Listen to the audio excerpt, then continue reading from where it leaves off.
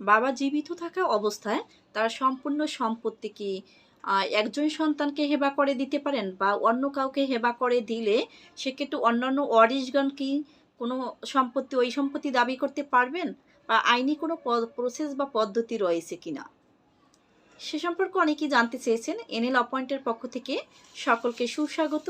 আমি আপনাদের সাথে আছি অ্যাডভোকেট নূপুর আক্তার।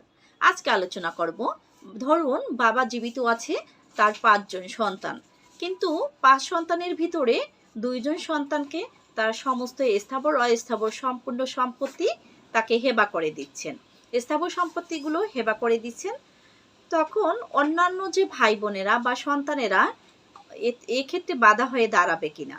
না, কারণ বাবার সম্পত্তি বাবা যাকে ইচ্ছা তাকে সম্পূর্ণ সম্পত্তি দিতে পারেন, বা সন্তানকে না দিয়ে অন্য থার্ড পার্সন ব্যক্তিকেও কি করতে পারেন, হেবা করে দিতে পারেন। সেক্ষেত্রে আইনি কোনো বাধা নেই, বা আপনি যে আপত্তিও দাখিল করতে পারবেন না, কারণ তার পকেটের টাকা ইচ্ছে হইলে তিনি আপনাকেও দিতে পারেন বা অন্য যে কোনো ব্যক্তিকে দিতে পারেন। তার টাকা তার যাকে খুশি তাকে দিবেন, সেক্ষেত্রে আইনি কোনো বাধা নেই। এখন আমাদের অনেকেরই ধারণা যে আমরা 5 ভাই বোন, 2 ভাই বোনকে দিচ্ছে, আমাদেরকে কেন ঠকাচ্ছে, কেন দিল না, এভাবে বলে যে আপনারা আইনি স্টেপ নিতে আসবেন, আইনি সহযোগিতা আসবেন। কিন্তু বাস্তবে আইনি কোনো সহযোগিতা নেই। কারণ বাবার সম্পত্তি বাবা যাকে খুশি তাকে দিতে পারেন, বা আপনাকে আপনার ভাই বোনদের না দিয়ে অন্য থার্ড পার্সন যে কোনো ব্যক্তিকে হেবা করে দিতে পারবেন।